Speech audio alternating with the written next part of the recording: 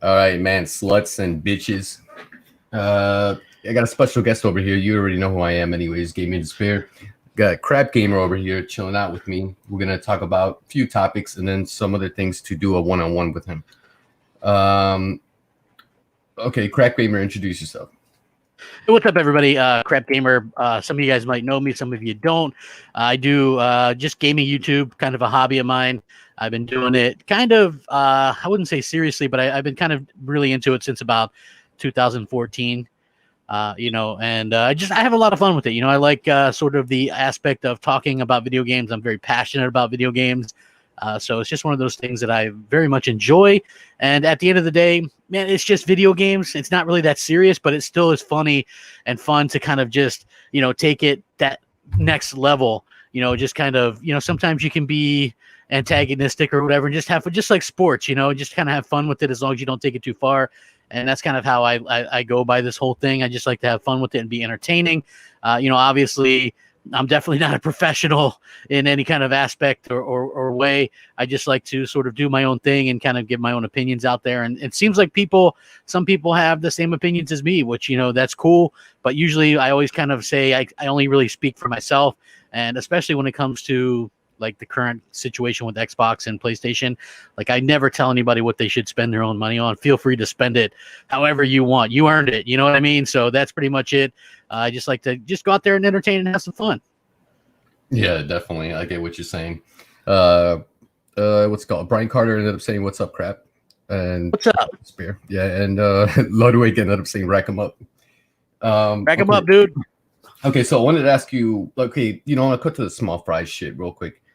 I wanted to ask you, what's your game of the year game this year? You think is going to win? Yeah, for this year. Because I'll probably mine personally. 2.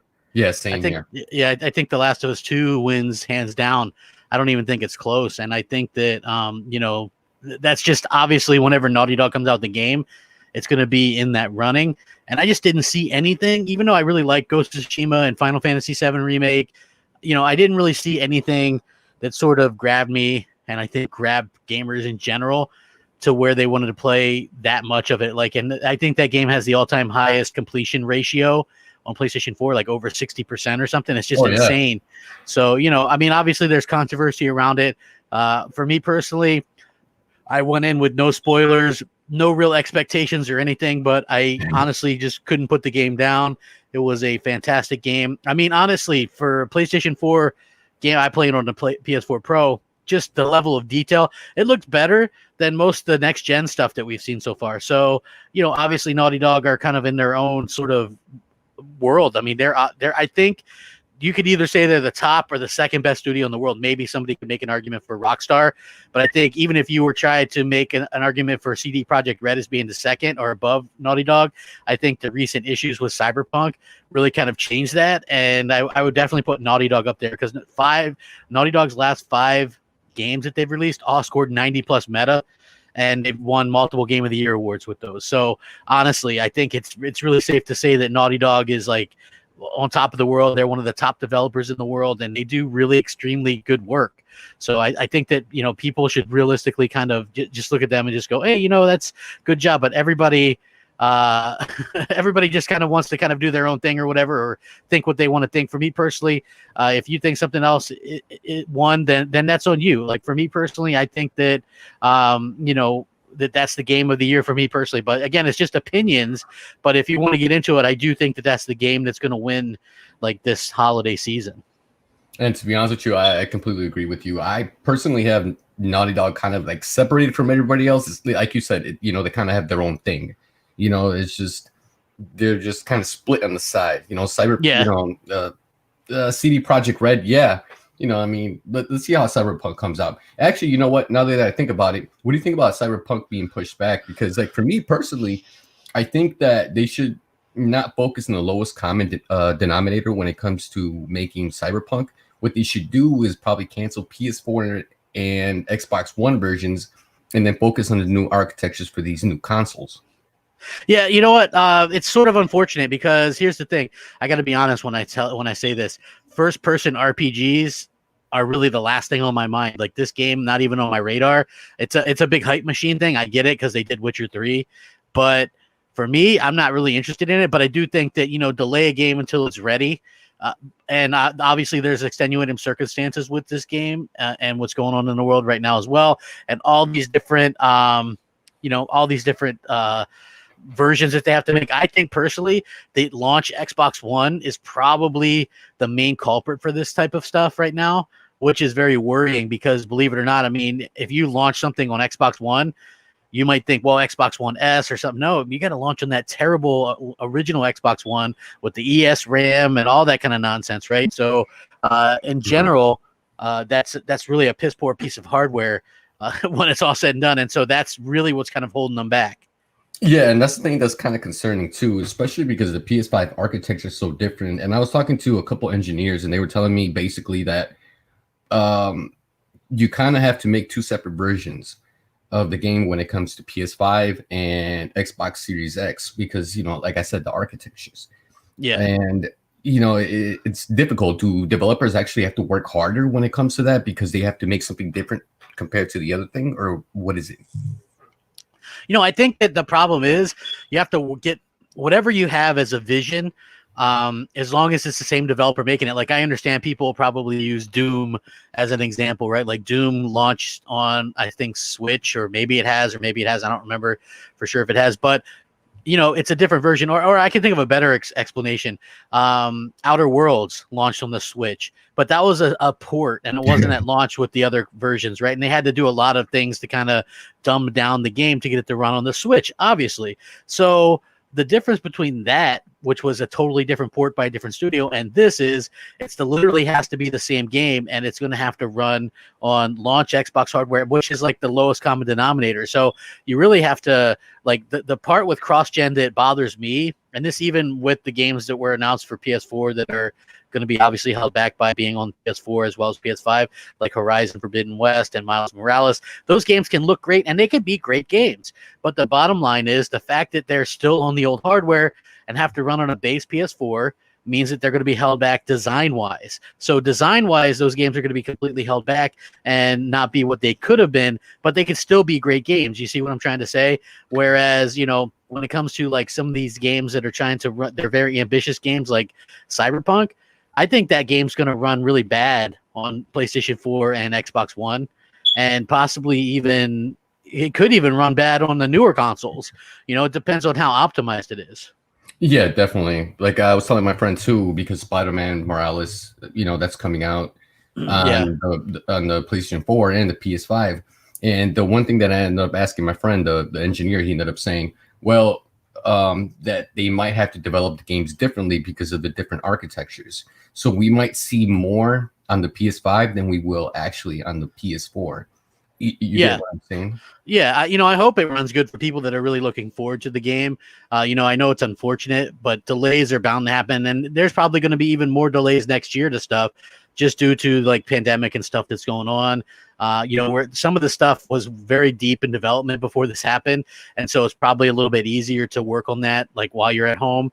But some stuff that maybe wasn't that far in development is going to have a lot of problems, and you could be going through a long wait before you actually see anything that's really kind of showcasing true power of these consoles. I think it's really a bad situation for Microsoft, being that they don't have anything close to launching. Like, I guess Halo would be the closest thing, but that could be holiday next year, so that's really a long wait for people to really buy into what you're trying to sell. And, a lot of intelligent people are starting to realize that, hey, Microsoft are really trying to upsell us a new console to play old games, right? Like, for me personally, I have a Series X pre-ordered. The reason why is because I do content creation and podcasts every week. So if I didn't have these, what the heck am I going to talk about? How am I going to be able to talk about them logically, or, from a perspective of knowing what I'm talking about, right? Like, you have to have that. I learned that with the PS4 when I didn't have a PS4 at launch and I had an Xbox One. I'm talking trash about the PS4, and then I'm like, people rightly called me out. Well, how can you talk about the PS4 if you don't have it? So, you have to have it if you're into content creation. So for me, I do. So I have a PS5 pre-ordered. I have an Xbox Series X pre-ordered. I have 0 games pre-ordered for the Xbox Series X, however, because honestly, like is the hard part for me, right? Like, so I've been getting more into trophies lately. Like I was really, I have like over 160,000 gamer score, but I think I was level, I think 13 or something trophies. Now it's like level 223 or something, whatever the new Yeah, it update all is. changed But up, yeah, yeah. but I like it. You know what I mean? It makes it seem a little bit more accessible.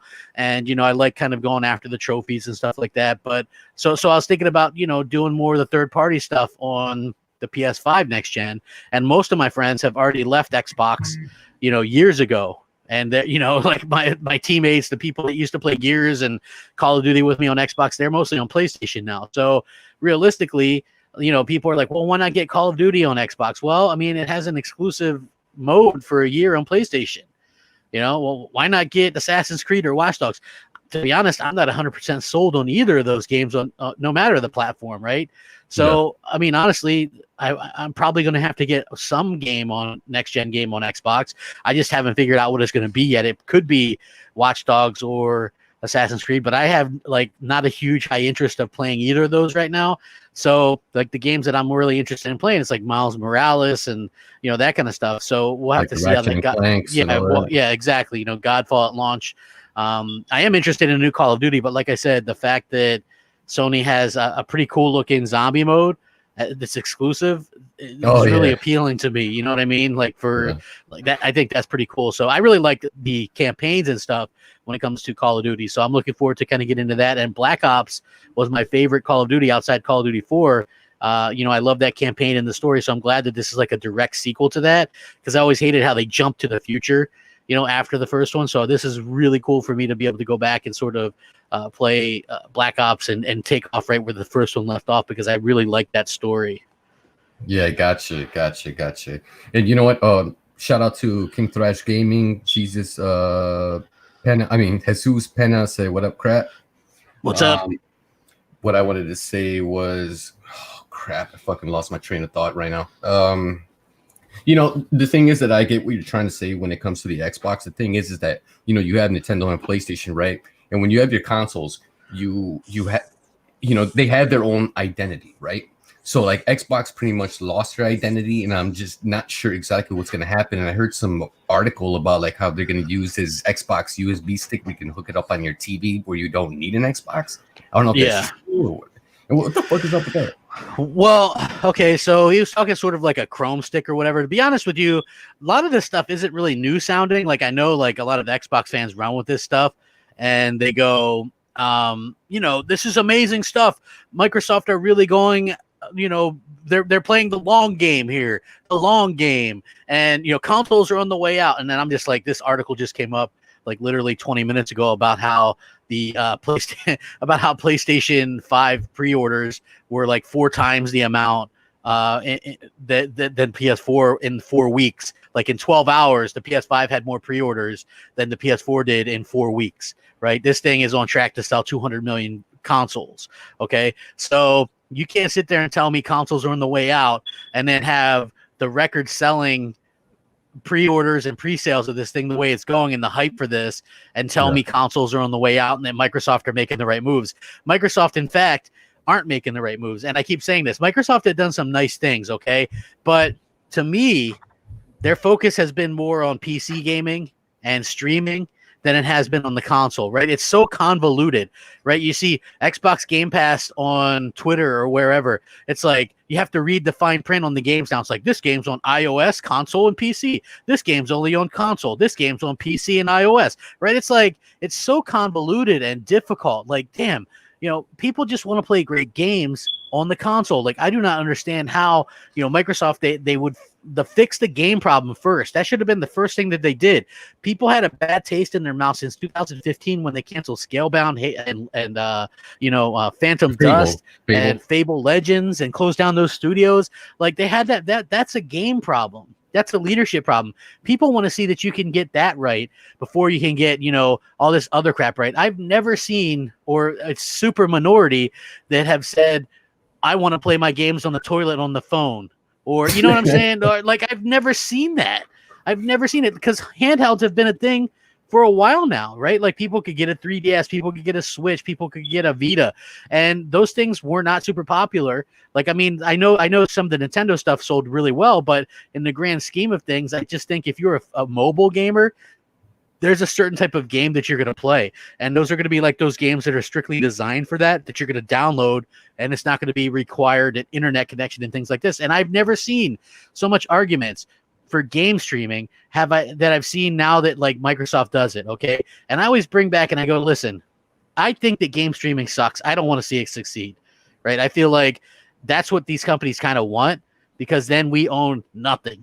You know what I mean? Like we can't mod our games. We can't trade in our games. We can't share our games.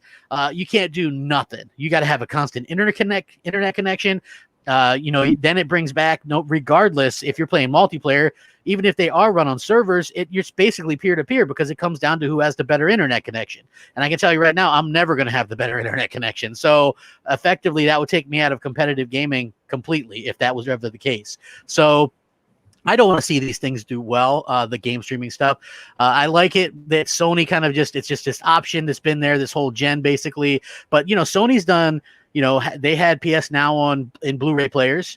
They had PlayStation Vita TV or whatever the hell that was. That was that. Oh, yeah, they I had, remember that. they had Samsung TVs that had PS Now built in. They've had remote play for years. So this stuff is nothing new, but somehow people think because Microsoft is doing it now, it's going to be super successful. And I always point to the fact that you could have Crackdown 3 preloaded on 1 billion different pieces of hardware, but nobody's going to play it because it sucked. Okay, so it comes down to the content. Content is king. Look at Battletoads, right? People will tout 15 million Game Pass subscribers, but they only had 1 million unique gamers play that game, right? Completely, supposedly this high game that everybody's been asking for years and years, and you can't get more than 1 million people to play it, and they just came out and said that. I think that game's been out over a month, maybe longer, right? It's like, I don't understand it. You know what I'm saying? It's like they're not really, Microsoft isn't really in tune with what hardcore gamers say. And don't get me started on Phil Spencer's interviews, because I think he's probably a nice guy in real life. Okay. But he contradicts, and we all contradict ourselves at some point. That's human nature. But this man will literally say one thing one day and totally take the opposite stance the next day. Like, will these Bethesda games go to PlayStation? He really kind of just tiptoes around that. Will these games go to Switch? One day he's like, no, we want to set better expectations for our fans. The next day he's like, yeah, well, you know what? There could be the odd game that we put on Switch. Who knows? You know what I mean? So there's always that kind of, and that's not really, in my opinion. So you have one company, Sony, who are like, you're going to love our console. We believe in exclusives. We believe in this. We're more traditional. And that's comforting to people. Look, times changing is scary. Look at what we're in right now. None of us know how much longer we're going to be here. It's like, the fact is, when I look at PlayStation right now, I look at a PS5 as a very comforting thing, like a blanket. You know what I mean? And I know people might look at me like I'm stupid when I say that, but it's very comforting, right? Microsoft's like, play your games while you drive a bus, play your games while you wait for a bus, play your games at a party, wear a fanny pack and bring controllers and batteries. It's great. Play your games on a refrigerator. Like, this is legit. Like, who cares? You're coming out with 2 next generation consoles in 2 weeks. Talk about that. Talk about the games that people are going to be playing. How is it that I bring this up repeatedly? The last AAA exclusive from Microsoft was Gears 5, September 6, 2019. That was when's the next one? Tell us that. Is it Halo? Is Halo coming out November of next year? If so, that's 2.5 years between AAA exclusives. What's on the docket or even scheduled for 2021? You don't have to give me a month, but what's tentatively scheduled outside of Halo for 2021 on Xbox? Nothing, right? They've given us nothing. All that stuff we saw was well beyond 2021. So you look at the PlayStation side, and there's Ratchet and Clank for 2021, Gran Turismo, there's Horizon Forbidden West, there's God of War Ragnarok, there's Returnal. There's even Deathloop is a 1-year timed exclusive in Ghostwire Tokyo. Final Fantasy 16. There's rumors that Sony helped fund that, and it could be a console exclusive for life.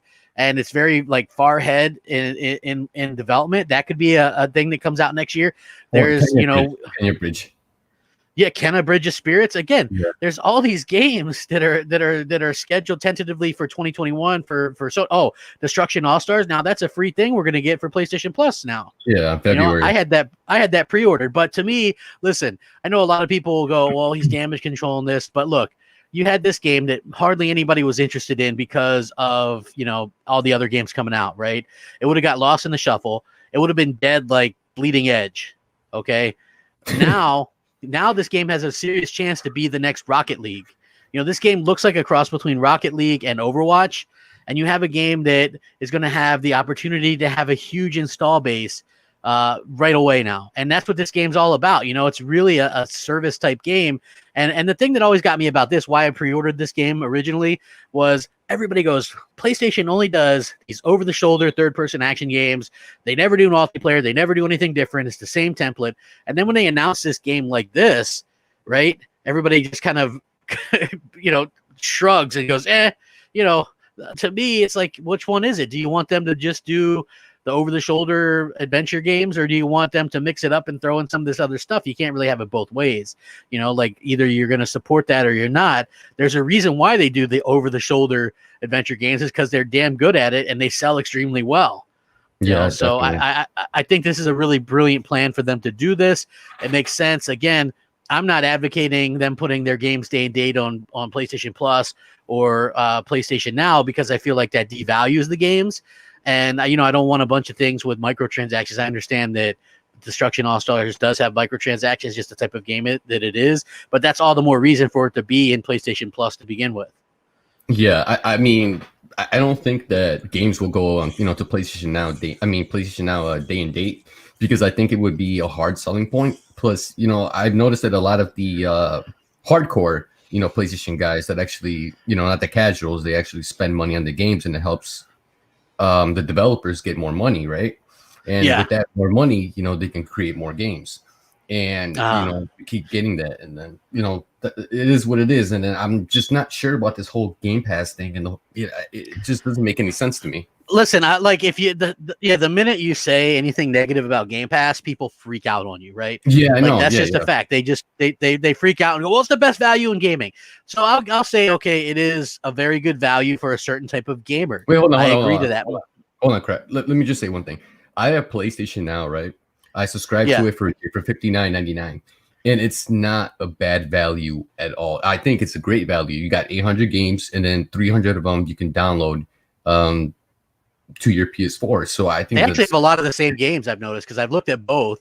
You know, I subscribed to Game Pass because I had gold through 2022, and they did this deal where if you just did $1, you upgraded all your remaining gold to Ultimate Game Pass. So on $1, I upgraded all my remaining gold through 2022, right? So again, but I have no intentions of keeping that going after that point. And I think the reason why Microsoft did that, like they tried to play it off like it was an accident and they're just going to let it slide.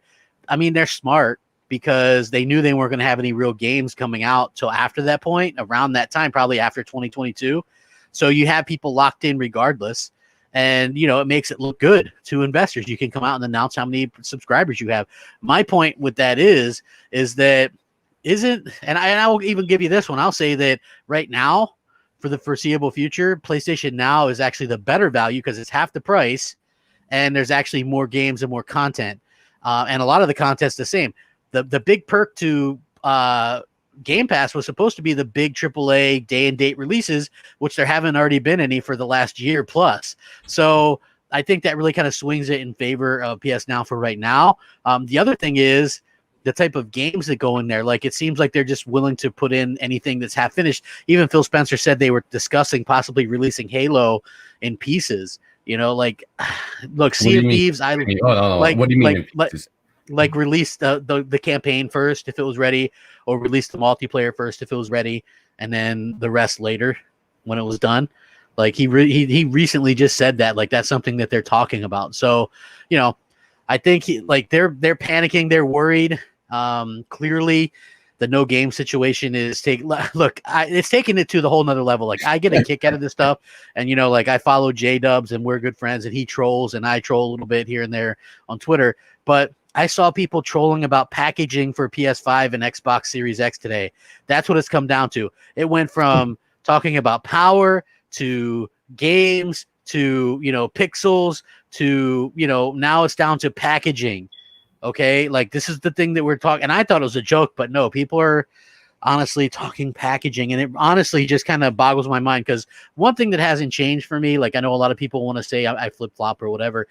I've never thought resolution matters. Like, when something was 900p, I didn't care. I didn't notice it. If I'm not playing something side by side, you couldn't tell. If you had to use Digital Foundry for them to tell you, then it honestly didn't matter. Like, and I feel like that the same way with the PS5 and Xbox Series X. If there's games that are native 4K and they're 20 if they're 1900p but upscaled with DLSS or whatever on PS5, does anybody really care? If they're looking exactly the same, running exactly the same, I don't think anybody will care. And graphical fidelity is so much better now. Like you have to remember when we started this current gen, there was none of this interlacing or the way that they're doing things. None of that stuff existed. That was stuff that came about in the middle of this generation, And I think that people kind of forget that, like how much higher quality the fidelity, everything is. Like if you look at that demo for was it that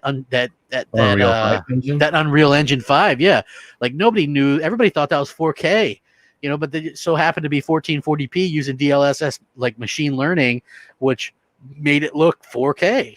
So even sometimes instances it can look better than native 4K when they do that. So I get it. As like Xbox fans want that payback. You know what I'm saying? Like they want PlayStation fans to suffer because they did. Listen, I got to tell you, I was an Xbox fan. I had, I bought an Xbox One because of the games. They had exclusives that first year. Amazing stuff for me. Okay. I wasn't suffering. People were making fun of me in Xbox. Did I give a shit? No, I had games to play. It's only like now when I look around and people go, do you feel bad because maybe you helped create some of these like really pro Xbox people? And I don't feel bad because, I was real genuine about it. I at least had games to play. And then I started to become a little bit frustrated the last few years.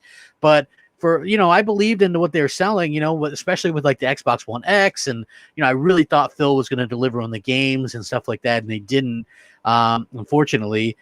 But, those first years, man, when I was really going hard for Xbox, I really believed in them.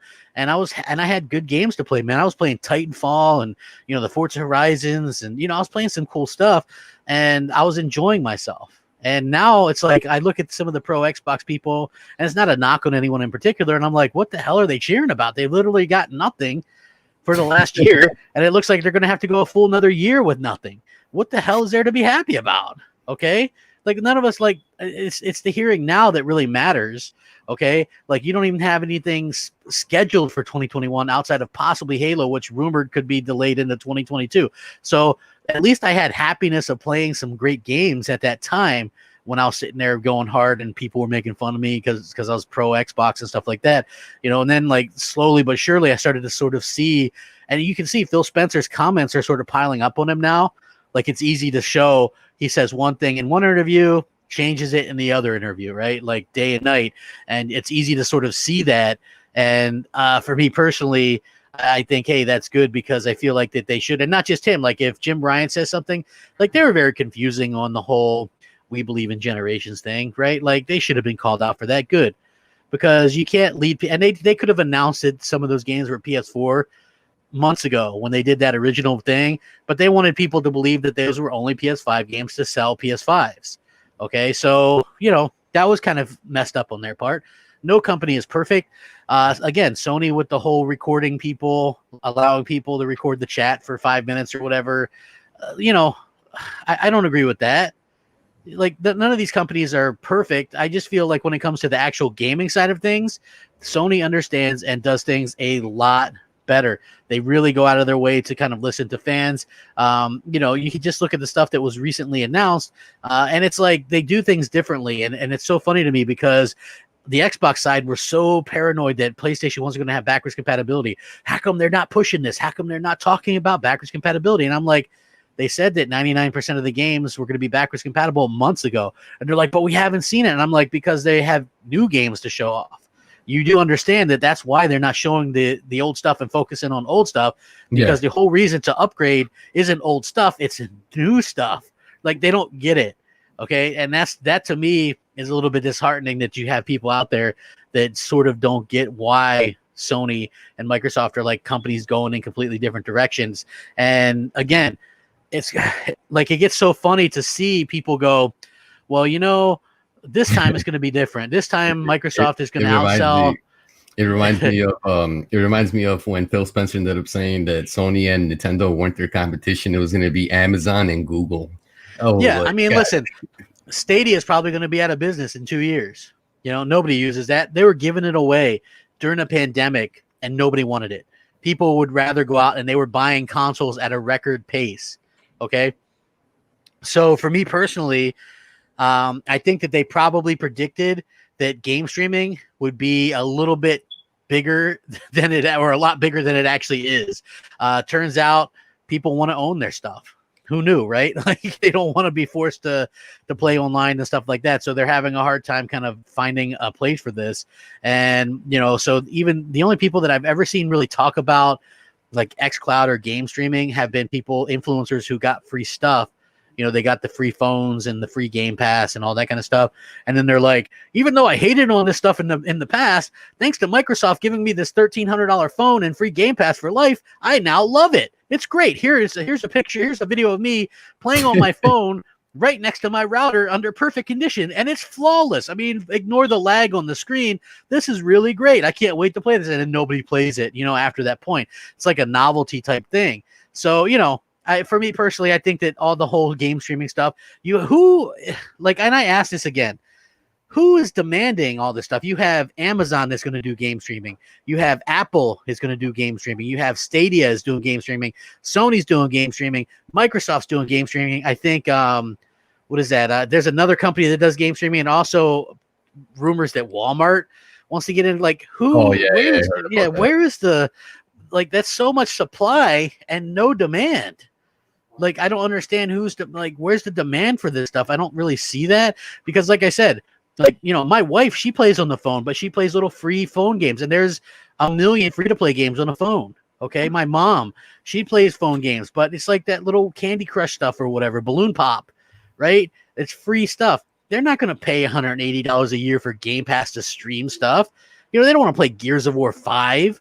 They want to play the little free phone games. That's the big difference that I keep trying to tell people between what Microsoft is doing isn't really mobile gaming.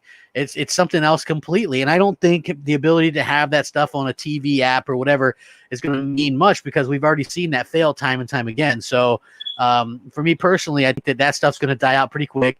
And Microsoft, instead of people really going, Microsoft is out there, playing the long game, they should just admit that Microsoft screwed up. And Microsoft put too much emphasis on this other stuff because they got the crap kicked out of them by Sony. Like, they had no choice but to put their stuff everywhere, right? Because they got the crap kicked out of them from day one. And it's going to be even worse next generation. PlayStation 5 could sell 200 plus million. And Microsoft is out there sending mixed signals saying, we want our stuff on everything. How is that enticing an Xbox fan? How's that giving an Xbox fan any kind of confidence in that brand when you've got Phil Spencer saying goofy shit like, who cares? We don't care if you buy our console. We don't care. Play it wherever you want. Hold on, that's the weird part. Oh, by the way, before I say anything, TLR9 said, "What's up, crap?" What's up, bro? That's the thing that I'm kind of confused about because of the wording that they're using. It's like, we don't really care. If you buy our console, like, who really says that? I mean, first of all, they're pre-damage controlling their poor sales. If they didn't really care, they wouldn't have come out with a console to undercut the PlayStation 5, right? Like, let's just be real. They wouldn't have done that, okay? They want to sell their consoles, but they know that they don't really have a chance. Here's the thing. The excuses, they're done. And I tell this to Xbox fans all the time because a lot of them really, really thought that Xbox was going to win. They thought that Xbox is doing everything right. And here's the thing. Xbox is doing almost everything right? They have the most powerful console, the cheapest console, Xbox Game Pass, Xbox Play Anywhere, game gifting, game sharing. They've got xCloud. They've got all this stuff, right? They've got cross-gen or crossplay. really helps them because no longer are you really confined. Like if my friend gets a different console, I don't have to worry about getting that same console if I don't want to because we can crossplay on Call of Duty. All the big games you can crossplay, right? So there's no longer that mentality anymore.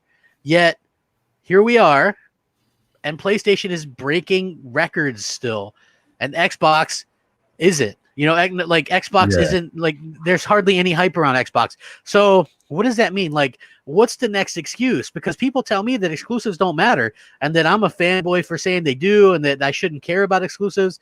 Yet here we are, PlayStation 4, 115 million. The Switch overtook the Xbox One, 60 million, something like that. Both these are highly consoles with high exclusive counts. You have Xbox with next to none for the last year, and dead last. Yeah, I mean, yeah. is that a coincidence? Like people don't understand. They think it's some other reason, and I'm like, listen, they've had Game Pass for years now. They had the most powerful console for 3 years now. They've had the least expensive console for 3 years now. They've literally had all this supposed advantages for at least 2 to 3 years already, and it hasn't helped them at all. They literally sold what? I think it was 30,000 consoles 1 month this year. 30,000. That's like Wii U numbers. Okay? Like the excuses got to stop at some point. Okay? Like, oh, they don't care about it. They're playing the long game. Their games are selling well on Steam. Like, how is selling well on Steam is really relative to begin with, right? Everybody's like, look at Flight Sim. It's going to do well. It's number 1 on Steam and ended up selling 1 million copies. Excuse me. Uncharted 4 sold 20 million copies on PlayStation. Horizon Zero Dawn sold over 10 million. Yeah, like how is 1 million on Steam when there's hundreds of millions of people? How is that good? How is that blowing things up? You had 1 million players on Grounded, and now nobody talks about that game at all. Right? How is that good? Because you have Grounded on 41 million Xboxes and hundreds of millions of Steam accounts, and only 1 million players. Like again, Battletoads, another example. Millions of people on PC, 41 million Xboxes, 15 million Game Pass subscribers. You get 1 million players, and that's supposed to be a big deal. Like, come on. Come on. Seriously, look, 15 million Spider-Man copies sold. Yeah. They have another Spider-Man game at launch. What do you think people are going to buy, man? They're going to buy that Spider-Man game. It's a big name, man. That stuff is huge. Yeah, it's That a big stuff is franchise. huge. It's a big franchise. Spider-Man is. I think it's like It's the most huge. old Marvel character, like when it comes to franchises and stuff. So Yeah. it's gonna sell well, especially being Miles Morales and stuff. So I mean, we'll see how that plays out. And then, what the hell was the thing about Phil Spencer? He said, I saw the article, but I didn't read it fully because I was sleeping. I wasn't sleeping, but I was kind of awake. The whole E-rated games, he was talking about that. And He said that was a weakness. Hold on. I'm just gonna throw this out there real quick. I don't have a problem with smaller games. I actually play all kinds of genres. There's a reason why I have 6,617 trophies and obviously 110 platinums. So I play all genres, and I hate this notion that people keep throwing out that smaller games or kiddie games, that you shouldn't be playing that or on that. It's stupid talk. It's all games in general. The way I look at it is this, right? Because I get this thrown in my face a lot because Microsoft has released a lot of AA cartoon type games. And like, here's the thing. I don't care about that in particular if you had the big games to go next to it, right? Like for me, and I bring this up all the time, if you release, Medieval or something like that, like Sony did, or I'm trying to think of a game that they released recently where you're painting. The name of the game. Concrete Genie. Yeah, Concrete Genie. I love that game. Right? It's a nice AA game. I love VR. It's such a good game, right? And people go, but you don't like cartoon games. You always say they're bad, and I'm like, no, you guys misunderstand. I think it's fine, right? If you release this game in between 2 AAA games, that's fine. When you release that as the main course, then that would be an issue. Like if Sony only released that, I think that would be an issue. Like Microsoft has literally, look at this year. They were bragging. Microsoft was bragging. We've released 10 first-party games this year to great honors and great success. But the games were 3 PC exclusives and 3 full-on multiplats and 3 games that like people mostly just don't care about. It was like Wasteland 3, which is, a multi-plat that's on PlayStation. You know what I'm saying? It's like, Tell Me Why, which like I don't hear anybody talking about that game. Like Battletoads, Flight Simulator, which was a PC exclusive, Gears Tactics, which was a PC exclusive. Finally, they're throwing people a bone on Xbox and play that game at launch. But it's like, there was nothing of note in there. Like, and I get, like, for me personally, I've always bought every console based on the exclusives that they have, that they showcase, right? That's how I've always made my console purchases. So it was easy going with PlayStation this generation, just like it was easy going with Xbox at this one. Xbox launched with, what the hell did they launch with? They launched with Killer Instinct. They launched with Dead Rising 3, Rise Son of Rome, Forza Motorsport 5. And then within that first year, they had Titanfall, Sunset Overdrive, Halo Master Chief Collection, Forza Horizon 2. Really good lineup, right? It was easy for me to pick them. Okay. Every when I was a kid, I wanted to play Sonic the Hedgehog, or people wanted to play Mario. They exclusives really matter. And I don't understand the point that we've gotten to where we cheer not having those, right? And the thing is people literally do cheer. They cheer for Xbox every time Phil Spencer says something, regardless of what it is. Like, no matter how bad it sounds, like he's sitting there saying, we'd love to have Game Pass on PlayStation and Switch, and you literally have people cheering that, right? I don't understand that. I don't think people recognize that if every game was available on every platform, 2 of the 3 platforms would be out of business probably within a year. And that's the thing that I was talking about when a console has their own identity, right? Because like I said, PlayStation has their Uncharted, their Last of Us, and then Nintendo has their Marios and their Splatoons or whatever. You have that identity, and that's just one thing that worries me about Microsoft is, you think about it and you're like, man, dude, are they gonna literally stop making a console next generation? Yeah, like you can't possibly have confidence in what they're doing when Phil says all this kind of stuff. Wait, hold on. Before you go, hold on. Somebody, Pathorium, he ended up asking, why are Xbox only fans in here? Shaking my head. If you want to have green ooze dripping from your lips, there is always Rand L19 dealer Flint Eastwood channels. Oh, he's just saying that there's pro Xbox channels and things like that. Well, and here's the thing. They don't like to hear the truth, right? A lot of these Xbox people will just mute you or block you on Twitter, or what I'm saying, if you're in their chat, or they won't have anybody legible on their shows that can actually stand up to them and talk sense. I mean? I don't get invited to big shows and stuff like that because they would have no real retort. Okay, like, I mean, it's just honestly the truth. Like, I was an Xbox guy and I demanded better. I wanted better. When you go, wrong with that. There's nothing wrong with that either, too, because I noticed that because I used to see your podcast. I mean, your podcast with Mooch, and then just you doing it alone, and then there's nothing wrong in asking for something better. I mean, you want these higher people to look at you and be like, you know what, maybe we should listen to this guy and actually, get better. Yeah, like listen, if more people would have spoke up years ago, we maybe wouldn't be in this situation where they're launching with no exclusives, right? Like, I find it hard to believe that you have $1 trillion company planning these consoles 5 years in advance, and they're not smart enough to plan some big exclusives to showcase the console. Right, look, the Xbox One X was a great console, and it got 3 AAA exclusives in the entire time it was on the market. It's already discontinued, by the way, right? 3 AAA games from Microsoft in the entire 3 years it was out. 2 Forzas and a Gears. Okay, that to me is not good support. That's not enough support for that. Okay, if you think about it, Sony this year alone outdid it in support. Like Final Fantasy VII Remake, Dreams, Neo 2. I know some of that's third party, but that's part of the deal. You got to work those deals. Right, Ghost of Tsushima, Iron Man VR, The Last of Us 2. They just, so much stuff, so much content. They outdid what Xbox One X had in 3 years in just this year alone. And I think that, they I don't understand the whole aspect of damage control in that. It's like everybody that damage controls Microsoft, $1 trillion company, and sticks up for millionaires like their family. Realistically, all you're doing is getting these guys extra hold on. bonuses. That's the thing that I don't understand is that when people talk about, Microsoft is $1 trillion company, no, but it's a separate division. So I don't understand why people always keep. It's not Xbox fans, like real Xbox fans like you. You know what I mean? It's the bots.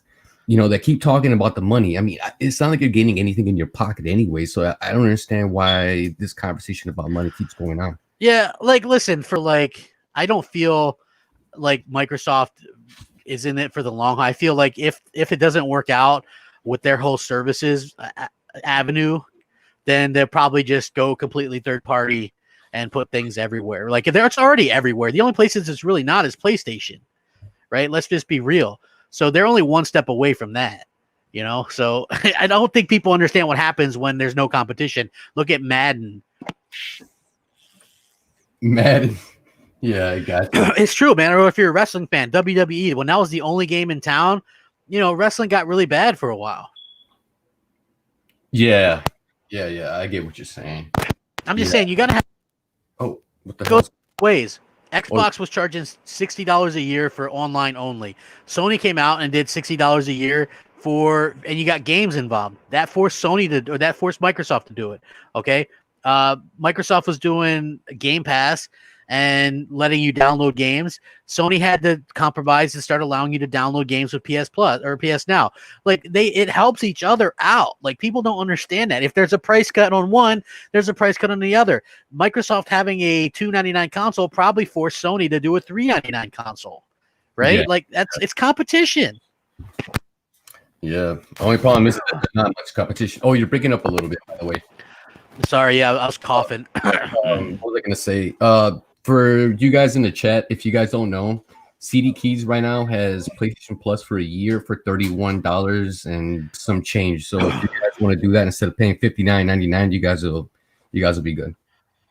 Yeah, listen, I upped that for a couple of years, and again, if you're an Xbox fan who's been a little bit disgruntled, it's the perfect time to get that because you're gonna get if you were an Xbox this generation, you're gonna get that PlayStation Plus collection right at launch, where you can catch up on all those games. You can play God of War at 60 frames and stuff like that, and then kind of get initiated into a playthrough that and Horizon, all these games before the sequels come out next year. Perfect timing, to be honest with you. It's like, for me personally, it's all about new games, but, if people are sort of had it up with Microsoft and Phil, you can look it up, man. Phil Spencer promises the biggest year ever for Xbox every year, biggest E3 ever, every year. Look it up. I mean, anybody can Google this. Phil Spencer says this, and he says it every single year, and every single year it disappoints.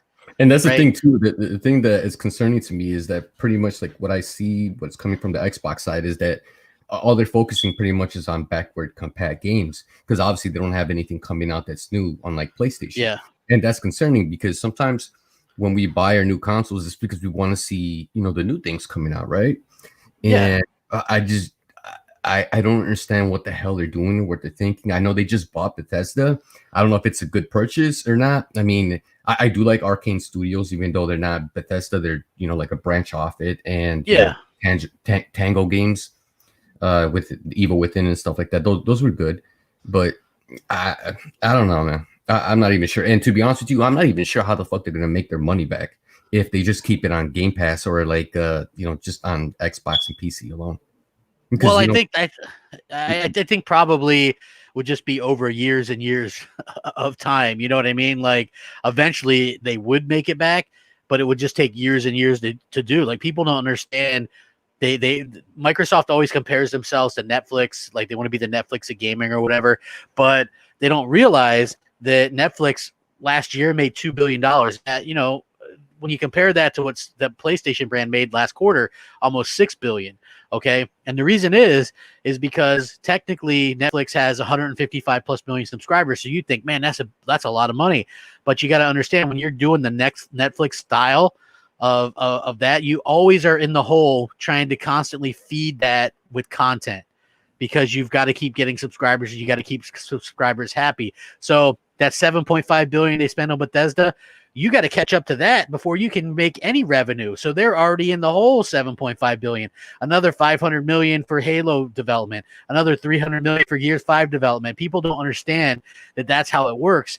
Just because they have 15 million subscribers, even if they were all paying $15 a month, which they're not, by the way, you would still be looking at 4 years before breaking even at that price, right? Like, I mean, it's not as cut and dry as you think. This is why Microsoft admitted that they aren't really making money on Game Pass right now.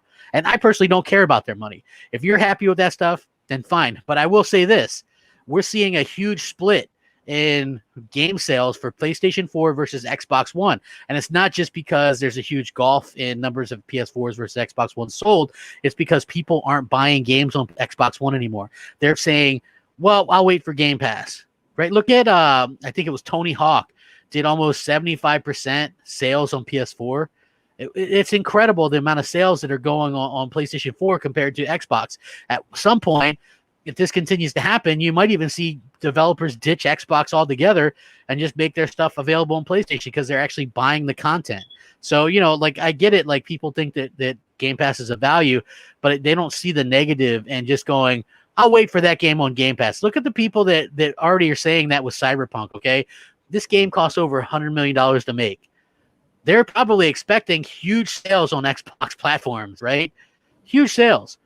Now imagine if they get next to no sales on Xbox because people are waiting for it to come to Game Pass.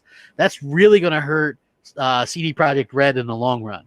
This is why they came out and debunked that whole rumor that they were going to go to Game Pass, right? They said, nope, no plans for Game Pass because they don't want to go to Game Pass because they know that they're not going to get their money back that way. So while Game Pass might work for smaller games, and I admit that it does, right? Like if you're playing that game Descenders, like nobody would have gave a crap about that game. So instead of selling 500 copies, maybe it sold, 1,000 copies because people saw it in Game Pass. Like, so it helps in that aspect. But look at Gears 5, dead, completely dead game, right? This is like one of their flagship franchises, and it's dead. Okay, they never got more than the 3 million players at launch. They never updated it after that. They never gave a player count. They never gave anything. I think it has less than 500 people playing on Steam. This is a big franchise. Yeah, this is a big franchise, dude. Right? Last one came out in 2013, and there's still a shit ton of people playing that game. Yeah, that's why they're making factions. That's why it's its own game. It's going to be its own thing because they were able to come out and do that. Again, Microsoft seems to not be in touch with a lot of their hardcore fans, and I was a big Gears fan. I got a Gears tattoo. The first 3 Gears were my life, man. I put thousands of hours in those first 3 Gears games, right? Like it's crazy how good and how many great memories I had playing with my boys on those games. Just like insane stuff. Staying up all night just in the multiplayer, great stuff. Thousands of hours. Gears 4 I thought was okay. Gears 5 just, it just wasn't my thing. Like I don't like what they did with it. In general, like the characters aren't nearly as good as the originals. It seems like they really kind of toned down the stuff and then like let's just call it Gears. It's like, it's like a lot of the really frustrating choices. And now Rod's gone and the head of the multiplayer is gone. So obviously there's some kind of shakeup going on there. I hope they can fix it. I would love to see that game go back. Just maybe go, oh, that shit was a dream. Here's, Dom didn't really die either. We're back to being Delta Squad. Like, that's what people want to see, man. It's just like the same reason. Like, they don't understand what happened to Halo. Like, people want to play as Master Chief. It's not, it's not rocket science. We play as Master Chief, right? Like, that's what people want to do. They want to play as Master Chief. People want to play as Delta Squad. When it comes to Gears, I don't get why this is such a big problem or such a big mystery to people. You know what I'm saying? Like it's common sense to me. I don't get it. Yeah, what's worrisome to me? Like I told you about this before. The fact that nothing we've seen has been running on the Xbox, but man, Jesus Christ, they might have took a hit so bad with all those memes that they had of what's his name, Craig from Halo Infinite, and I feel bad for that because I'm pretty sure the developers were trying to work hard, or maybe something was wrong with the architecture of the Xbox. I don't know what it is. And then they showed a game not too long ago, and it was like I don't know what the hell it was, but they were going under sea and there was pop-ins, and I'm like, oh come on, man. Yeah, well, the thing for me is Microsoft, they weren't showing off anything. The stuff that they did show was like Dirt 5 and Yakuza. Those are cross-gen and not very graphically demanding games. Yeah. So, it was kind of like, and the stuff that they were showing didn't have any ray tracing and supposedly they got to patch in ray tracing, right? Like I think that their kits aren't as mature as PlayStation's, which is, you know, it's unfortunate because they're hyping the most powerful console, and like, you know, that doesn't really work if you're not really showcasing that, and they don't have anything to showcase it with. So And, even Halo looked bad. Yeah, yeah. The thing is you know, the thing that I liked about PlayStation is they're actually showcasing their games, right? You know, so you get to see great quality stuff, and that's why I said I was concerned for the Xbox, because I'm not sure if they're actually ready for the hardware to come out, or if they have some other plans that they're trying to do, like that whole USB shit stick that I was talking to you about earlier. Yeah. And so I don't even know. I mean, I really don't have a take on it until we could actually see, like, you know, people say Xbox is the most powerful one, right? Yeah. For me personally, the way I look at it, PlayStation 5 is actually the more superior console, and it's going to do a lot more things that, you know, you can't do on Xbox. And then I'm just going to wait and see until, you know, I don't care about Digital Foundry, but whoever does benchmark testings and shit, you know, give us an actual analysis of like side-by-side games, obviously third party, because, you know, first party is always going to do better than third when it comes to, you know, developing. Yeah. You know, I agree. You know, I just think that Microsoft has kind of really had a few missteps with leading up to next generation launch. I surely think that they wish that they would have had something ready. I mean, it'd be moronic to think otherwise, but it's just, to me, I see the level of damage control and where people's like, and look, if you want to get one and play old games, fine, man. If you want to play Left 4 Dead 2 at 185,000 frames per second, good on you. Like, that's fine. Like, for me personally, I've never bought a new console to play old games. I've never heard of that, you know? Yeah, definitely. And I agree with that. All right, now let's get to the question. All right. Okay, so basically, some particular people ended up asking me something they wanted me to ask you. They were asking me if you were frauding, like basically Frauding. like that you were trying to gain followers and stuff like that. That's why pretty much you switched over to PlayStation Nation. But for some reason, in my heart, I think that you're still an Xbox fan at heart. You know what I mean? Because you. Well, here's the thing. I guess like this is what you could say about that, right? I had a channel that was built up of mostly Xbox fans. And I guess then people like the people that say this, they don't understand that, like, they're making, when they say that, it's really just saying that there's no possible way anybody could be just pissed off or fed up with the lack of games, right? That's basically what they're saying. That I'm not fed up, and nobody should be fed up with the lack of games. We're just frauding to get, you know, views or likes or what have you, right? This is a common thing that people say. The problem with that is I was coming off statistically my best YouTube year ever, being pro Xbox. And if you look at pro Xbox, it's a very big thing now, right? Like, but the main issue that I had with it was, and I knew that it would cost me, and it did, man. I don't know the exact number because I don't like check my, you know, oh man, like how many subscribers do I have now, or how's this video doing? I don't really check that stuff. So it's like, you know, people were telling me, you're bleeding subs. You've lost 10,000 subs since you started doing PlayStation. So if people thought by having, I think I was like 60,000, or yeah, I had like 60,000 subscribers, something. You know like what? that. Hold on. It's funny about that. It's funny about that because you were at 62,000 when you were all Xbox, and then when you started talking about PlayStation, you dropped down to 56, and then for some reason it fluctuated again, and you went back to fucking 68,000, which is more fucking yeah, exactly. So it's like I lost that. I lost a ton of views. I lost, you know, like I lost a ton of stuff, and I figured I would. But here's the thing: I stopped doing. I had a very popular Xbox-related gaming podcast called Xbox Nation every Wednesday night. Did very well. Very, you know what I'm saying? Good panel. It started not to be fun for me. I wasn't having fun with Xbox. How can I sit there and talk about Xbox and how great it is if I'm not enjoying? I just stopped the podcast. I stopped podcasting altogether for over a year. You know, like it was not fun for me anymore. And then it was like, it took, I think, the introduction and the excitement of the new consoles coming and the games being shown. Then I started to kind of get my anticipation back up to where it was. But, you know, like I'm sure there's lots of people out there that would have just kept on pretending. You know, they would have pretended that Xbox was great or whatever.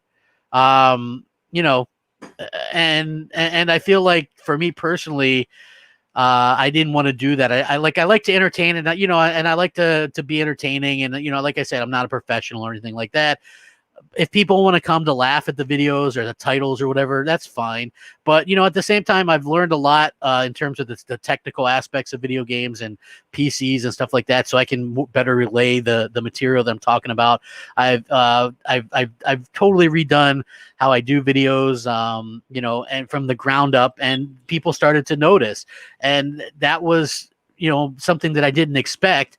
But, again, people have to understand that I was a fan and still am a fan of Xbox, and everything that I said about Xbox ended up coming true. I got called a fearmonger, right? Oh, you're a fearmonger. You're a radical. You're this, you're that, right? People said that about me because I said that those Xbox games and those studios that they acquired wouldn't have games ready till 2023 or beyond, right? I got called every name under the sun for saying that, a fear, everything. And now it's common knowledge that those games aren't coming till after that date. And we're going years without any kind of exclusive content. I'm not going to ever stop pushing for better or speaking my mind. If people don't like, or they want to unsub, or they don't want to watch, or they don't want to unfollow on Twitter, go ahead. That's what it's there for. It's optional content, folks. But I just will say, muting somebody, blocking somebody, unsubscribing doesn't change the truth. Yeah. And it doesn't change the truth. It's crazy how some people hold their consoles like in a religious kind of point. You know what I mean? Where they think that no matter what that company's doing, they'll do no wrong. It's kind of weird. Like, I don't really get it sometimes. Like, I'll even criticize PlayStation guys and even PlayStation itself if, they do something wrong. But some of these guys, man, they just, I don't know. It seems like some mental issue, or I don't know what the fuck it is. Yeah, like, I don't know what it is, man. Like, and here's the thing, man. I'll talk with anybody. Like, people know me. Like, I used to block people, like mostly PlayStation fans on Twitter. The minute they would bring up a different opinion, they don't even have to attack me. I would just block them. And there's people that still do that. Like, if you're an Xbox, they'll block you as soon as you bring up how you missed something or whatever. Like, for me, if I messed up on something or got something wrong, I'll say it. I don't, nobody's perfect. Yeah. Like, people don't understand that, man. If I say something and got it wrong, listen. Skip Bayless, this guy, he's probably loved and hated, right? He says something, he says a hot take, and people want to shove it up his butt when he gets it wrong, right? They do that same shit to me. That's not exactly a bad thing, in my opinion. If it'd be easy for me to sit there and only say the stuff that I was 100% sure of. But what fun is that? What entertainment factor is that, right? If I did a show where it's just Xbox people kissing each other's asses, talking about how great Xbox is, what does that accomplish? It literally accomplishes nothing. It's not entertaining. It's certainly not fun, right? Yeah. Like, you got to have people that are like maybe at different ends of the spectrum. And even if you're PlayStation fans or whatever, you've got to admit that, like, no company's perfect. Like, Sony screws up, Microsoft screws up, but Sony at least seems to get the games right and understand what gamers want, where Microsoft is all over the place talking about all this bullshit that people don't care about. People care about the games. That's what it all comes down to, and that's why Xbox is going to get the shit kicked out of them another generation. That's plain and simple. Yeah, and like you said before, actually a while back, I think Xbox is going to get their ass kicked even worse this upcoming next gen. To be honest with you, it just looks like a third party console. It pretty much primarily is, Yeah, it is. I mean, listen, but I can play those third parties on PlayStation, and so can the average person. And if you need Digital Foundry to point out that there's an extra piece of grass or 2 extra pixels, then you can't really tell the difference, can you? Like, people used to do, and I stick by that. Even when I was a huge Xbox fan and people were talking about 900p, I'm like, nobody could really tell the difference. Like, I remember a good example was Shadow of Mordor. That game came out on a Friday, and there was no Digital Foundry there that weekend to tell people what the resolution was. Everybody was going, it's got to be 720p. It looks 720p.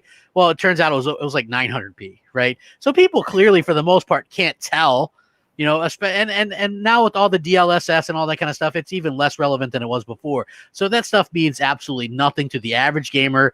They can play both. They can play multi-plats on PlayStation, and they can play all these great exclusives on Xbox. What is there to really entice people? Is it a rental service? Like, that's not very enticing to me. I like to own my stuff. And I'll be honest, man, I got over 1,000 games installed on my Xbox One right now. Over 1,000. And I have almost 500 installed on my PlayStation 4 Pro. God damn. I buy games, and I buy games a lot. Okay. Yeah. So, see, I have like 800 games, and now with now, it just adds to it. So yeah, exactly, right. Like, and here's the thing. And you know me, crap. Like, obviously, you see me flash out my my trophy list. Yeah, so I mean, you got a lot of trophies. I'm trying to work on trophies. You know what I mean? Like I got 3 platinums, so I'm getting there. But but I don't chase, like, even on Xbox. I have 160,000+ gamer score. I never like look ahead of time of what achievements are, or I don't go after anything specifically. I just play through a game, and whatever I get. You know what I mean? Like I don't want to play kind of the meta game where I got to spend extra hours on stuff because I have so many games, dude. You know what I'm saying? Like I've got so much stuff to get to. And I want to play. And so for me, spending 100 hours on a game that's really only 20 hours doesn't make sense to me, just to get trophies or achievements. So I'll go through them and see what I can get, and, and kind of go from there. And that's kind of the way I play it. I do like what Sony's doing, like that picture-in-picture stuff, or, the little helpful hints or whatever. That stuff really appeals to me because as I've gotten older and had, kids and, married, my time is a little bit more valuable. So I've been noted, like I used to play multiplayer all the time, man. I was in game battles. Like, I had a gaming clan we used to play all the time. I used to stay up all night gaming. And now it's like, I really kind of understand as I've transitioned more to like a single player gamer, right? I'll still play multiplayer stuff sometimes, but mostly when I'm going to play, it's going to be something that's more single player oriented because those don't take as long. You know what I'm saying? And if you got kids yelling or whatever, it's not as intrusive, Yeah, I get what you're saying. Me, I've always been the single player type of guy. I play, The Last of Us here and there, or maybe some Apex Legends, but that's about it. But I don't play too much. I'm more in the single story stuff.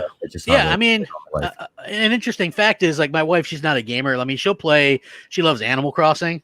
Like, I got her that, so she really likes that. But she insisted, she really insisted on being home when I played Last of Us 2, which really slowed me down, so like because she wanted to see the story, which, by the way, she's like Team Abby, she was Team Abby. She like really was a big Abby fan. She, like, I was trying to explain to her after, after the game, why that people really hated her. And she didn't understand why. Like, she's like, did people play the game to understand where she was coming from? I was like, no, I think there was a leak and people were just really pissed off for some reason or whatever. And it's you know what, like, honestly, I think it's the fact that Joel pretty much ended up dying. But the thing is too, is that, I can understand where she's coming from, because at first I didn't like Abby, and then all of a sudden you just kind of grow onto her. Yeah, I didn't like her at first either, and then I found out the reasons why she was doing that stuff, and then I was like, oh, I get it. Yeah. You know what I mean? And I really was like, I'd probably do that same damn thing. You know what I mean? And goddamn, all her friends got killed too. Especially when they're dead. Yeah, exactly. So then it made her, like, there was no real, like, good guy, bad guy, like normal. And just the way that game was, like, I actually felt like there were some legit scares in that, like the jump scares, like when you're when you're going to the ambulance and that. Those motherfuckers were coming off the wall and shit. Dude, dude, once I went forward and I was like, dude, please don't tell me this thing's gonna come out. And then bam, it just fucking comes straight out at you. I'm like, what the fuck? When you're going into the ambulance and you're the underground area there and you're trying to get the med kit or whatever, the Rat King comes after you. Like, I'm there sitting there screaming, and my wife's like, what is that? What is that? I'm like, I don't know. What do I do? I just was running from the thing. I was like, can I kill it? I don't think I can kill it. So I was like running from this damn thing. I was like, I think I got to figure out a way to kill this thing. And I was just like running from it the entire time, scared the hell out of me. It's like, that was like, to me, The Last of Us 2, and I always say this, like, and I hope people don't take it wrong, wasn't a fun game, quote unquote. It was like a masterpiece for sure, but it wasn't a game that I was like, oh my God, this is so much fun. I played it in little bursts and pieces because it puts you in like this type of mind frame, and you're always tense. You know what I mean? Like when I'm playing that game, it's like a stress that you're like always tense. I'm like sitting there tense as hell. Like, oh my God. And then like, I really liked it when you'd have somebody with you at certain points, and then when you had to go off on do something on your own, I'm like, why would you do that? Why would you leave them alone? Come on, you know what I'm saying? So I really hated that, and the part, like, one of the parts that really kind of took me a while was when you're up high trying to cross that bridge and you can fall off. Like, that shit took me forever because I kept looking down and it was like creeping me out, and I kept falling off. So yeah, I mean, just that game. Second, I mean, Naughty Dog, Sony Santa Monica, Insomniac Games. Those are 3 of the top 5 developers in the world, in my opinion. And Sony has them, like, it's just amazing, You know, they do incredible stuff. And I loved Sunset Overdrive. And the fact that they could have had a sequel made and they didn't. And I liked Quantum Break. And the fact that they didn't make a sequel and they could have. You know, Control could have easily been Quantum Break 2. But Microsoft was like, no. We could have had Alan Wake 2. We could have had multiple games on Xbox to really flesh things out. And for whatever reason, they said no. And that always kind of burns me. And you know what I'm saying? Like, people wonder why I'm pissed off. Look, the last AAA exclusive new IP that Microsoft announced was Sea of Thieves in 2015. Then they announced Avowed in 2020. So you had to wait 5 years, okay? And that's the only new IP they've announced in the last 5 years is Avowed, and that's probably coming in 2023, okay? So, you know, again, that to me, you know, it'll probably be a good game. But 2023, and I think Xbox will do fine then, but I think they'll be so far behind that it won't really matter, you know? Like, I want them to be competitive. That's the thing. They go, well, why do you care? Just maybe don't buy one. You don't understand. They need to be competitive. And you know, that's the thing. You know, people always think that I'm always attacking Xbox people, but you know, in reality, I'm actually not. The thing is that I attack the bots, right? Especially when they're, you know, giving me misinformation. But you know, I care for like Xbox fans that actually, you know, treasure, you know, the Xbox franchise. Yeah. And you know, I want them to do good. I don't want Xbox to fail. You know, I actually want them to, you know, succeed and, you know, put their head out of their ass and shit and actually do something about it, because like it's burning people off. Yeah, exactly. Like, you got, like, they don't understand. A lot of them are caught in their own bubble, or like what I like to call it is like they have this sort of inner circle or this echo chamber where it's like there's these hardcore fans that kind of delude themselves a bit into thinking whatever Phil Spencer says is the gospel and it must mean this, or this. You know, like, if you don't believe me, and I've said this in multiple shows, look, when Phil Spencer, whenever he tweets something out, click on that and look at the comments. You literally have people going, Phil, I love you more than my own father. Phil, we love you. When are you going to come to this place? Phil, you know, when are you going to do this? Hey, Phil, we love you. Phil. It's like, I've never seen like that cult of personality before. I used to be like, it has some kind of hold on me too, because he comes across very well, you know, like, honestly, he does. Like, you believe this guy when he says stuff.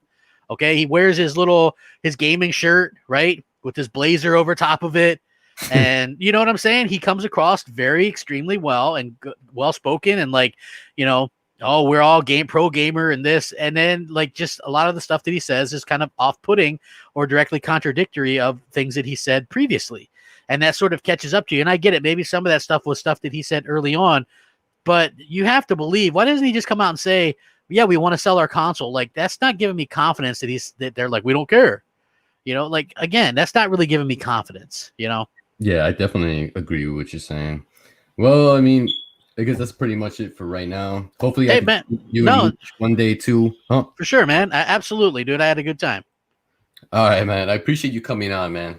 No problem, man. Hopefully everybody enjoyed it. Listen, if you guys, you know, you don't have to watch if you guys aren't interested in stuff that I'm in or that I do, but I'm entitled to my opinion like everybody else. Exactly. And, you know, just keep it, you know, don't get personal, keep it gaming.